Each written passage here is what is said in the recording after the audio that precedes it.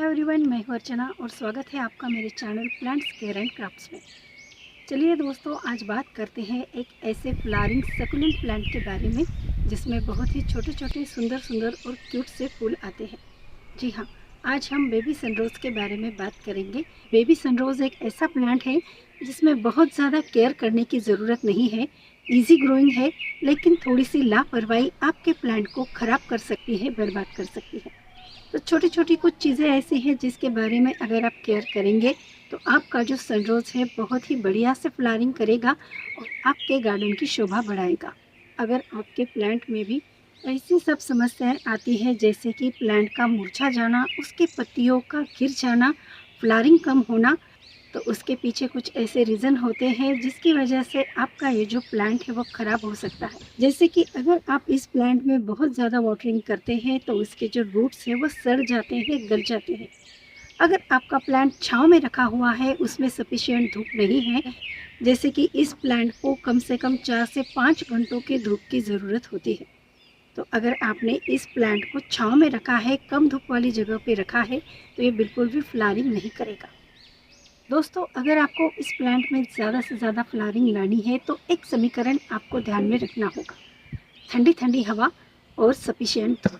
अगर ये दोनों चीज़ें होंगी तो आपका जो प्लांट है बहुत ही ज़्यादा फ्लावरिंग करेगा, लेकिन हाँ, और वाटरिंग बिल्कुल नहीं करनी है, क्योंकि ये जो प्लांट है ये सकुलेंट टाइप का है, तो इसकी वजह से ये ज़्यादा पानी पसंद नहीं करता है। ज़्यादा पानी की वजह से इसके जो रूट है वो सड़ जाते हैं और प्लांट खराब हो जाता है। तो पानी आपको इस प्लांट के मिट्टी में तभी डालना है जब आपको लगे कि मिट्टी पूरी तरह से सूख गई है, क्योंकि अभी गर्मियों के दिन है तो आपको रोज़ एक बार इसमें पानी देना होगा, लेकिन पानी कम क्वांटिटी में दिया करें। अब बात करते हैं इसके फर्टिलाइज़र की। इस प्लांट में आपको 1-2 महीने के अंतराल में कोई सॉलिड खाद जैसे कि गोबर की खाद, वर्मी कंपोस्ट या फिर किचन कंपोस्ट थोड़ी मात्रा में देनी है।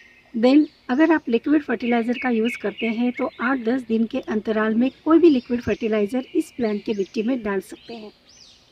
और एक बात का आपको ख्याल रखना है कि ये जो प्लांट है इसमें भर भर के फ्लावरिंग होती है। जब ये सब फ्लावर सूख जाते हैं तो इन्हें आपको तोड़ देना होता है। इसकी जो ब्रांचेस है जो कि सूख गई है, ड्राई हो चुकी है, तो उन ब्रांचेस को भी तोड़ दिया करें। अगर ये सूखे हुए फूल ऐसे ही रहेंगे तो एनर्जी कम पड़ जाएगी प्लांट को और वो नए से फ्लावरिंग नहीं करेंगे। अब ये जो सकुलेंट प्लांट है ज़्यादा से ज़्यादा फ्लावरिंग कब करता है? तो विंटर सीजन से लेकर स्प्रिंग तक ये जो प्लांट है बहुत बढ़िया से फ्लावरिंग करता है, यानी कि नवंबर के महीने से लेकर मार्च के महीने तक। इसके आगे भी ये थोड़ी सी फ्लावरिंग कर सकता है, बट ये जो प्लांट है वो मर ना जाए, ख़राब ना हो जाए, इसके लिए कुछ केयर आपको करनी पड़ती है। चलिए, अब सबसे पहले मैं आपको दिखाती हूँ कि इसे कटिंग से कैसे ग्रो करना है।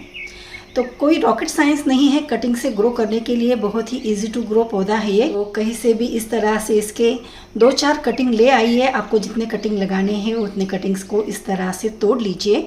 इसके जो नीचे वाले 2-4 पत्ते हैं उन्हें हटा देना है और रेतीली मिट्टी में ही हमें इसे बोना है। अगर मिट्टी रेतीली नहीं है तो उसमें रेत ऐड कर दीजिए, थोड़ी सी खाद भी डाल दीजिए, तो आपकी जो मिट्टी है बिल्कुल तैयार हो जाएगी इस तरह से इसकी कटिंग लगाने के लिए। क्योंकि ये सकुलेंट प्लांट है तो इसे वेल ड्रेन मिट्टी पसंद होती है, इसलिए रेतीली मिट्टी ज़रूरी है ताकि इसके जो जड़ें हैं वो सड़ ना पाए।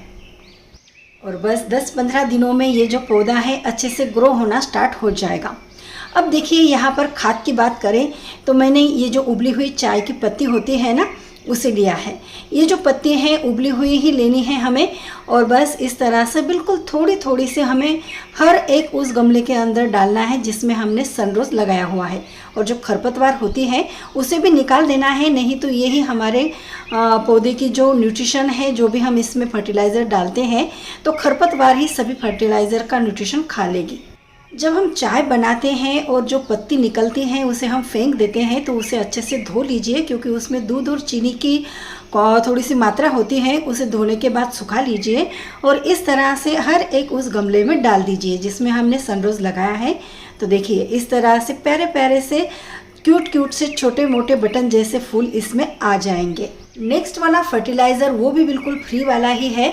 तो ये है हमारे किचन से वेस्ट जाने वाले प्याज के छिलके, तो इन्हें सुखा लीजिए, इसकी पाउडर बना लीजिए और इस पाउडर को आपको हर एक उस प्लांट में डालना है या डाल सकते हैं जो फ्लावरिंग करते हैं, ब्लूमिंग करते हैं। सनरोज के प्लांट में भी मैं इस तरह से इसकी पाउडर बना के डालती हूँ। और जो कोई भी खाद यूज़ करेंगे तो 15-20 दिनों के अंतराल में यूज़ करिएगा। कंटिन्यू अगर यूज़ करेंगे तो प्लांट आपका ज़्यादा न्यूट्रिशन की वजह से जल जाएगा। नेक्स्ट, प्याज के छिलके का दूसरा उपयोग मैं दिखा रही हूँ। तो इस तरह से प्याज के छिलकों का लिक्विड फर्टिलाइजर तैयार कर लीजिए।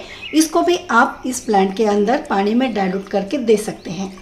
तो दोस्तों, उम्मीद करती हूँ बेबी सनरोज को लेकर आज का ये जो वीडियो है आपको ज़रूर अच्छा लगा होगा। अगर आज की इन्फॉर्मेशन आपको अच्छी लगी है तो मुझे कमेंट करके ज़रूर बताइए। चैनल को सब्सक्राइब नहीं किया है तो मेरे channel plants care and crafts को ज़रूर सब्सक्राइब करिए, क्योंकि इस चैनल पर इस तरह से बहुत ही इंफॉर्मेटिव गार्डन से रिलेटेड वीडियोज़ होते हैं, मैं हमेशा अपलोड करती रहती हूँ। तो चैनल को ज़रूर सब्सक्राइब करिए, कमेंट करिए, इस वीडियो को ज़्यादा से ज़्यादा शेयर करिए और हाँ, लाइक करना बिल्कुल नहीं भूलना है। तो चलिए फिर से मिलते हैं ऐसे ही नेक्स्ट गार्डनिंग से रिलेटेड वीडियो के साथ। तब तक के लिए बाय और थैंक्स फॉर वॉचिंग।